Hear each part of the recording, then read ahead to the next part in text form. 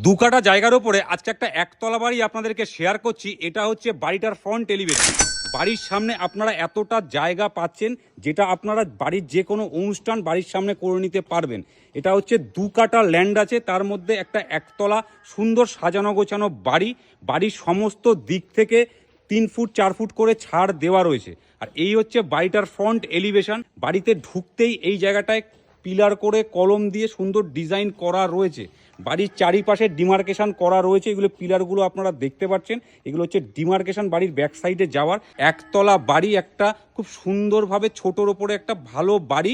বাড়িতে ঢুকতেই আপনারা সামনে এই সিঁড়িটা পাচ্ছেন, পুরোটাই প্লেন মেঝে করা।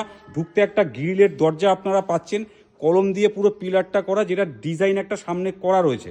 বাড়িতে ঢুকেই এখানে একটা বারান্দা আপনারা পাচ্ছেন, যেই বারান্দাটা অনেকটাই বড় একটা বারান্দাটায় গ্রিল দেওয়া রয়েছে।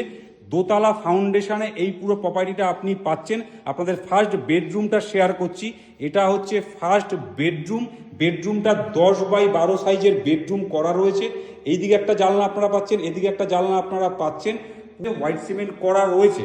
আর এটা হচ্ছে একটা দেওয়াল আলমারির জন্য জায়গা করা রয়েছে। এই জায়গাটা বাংকারও আপনারা পাচ্ছেন। তো এটা হচ্ছে ফার্স্ট বেডরুম।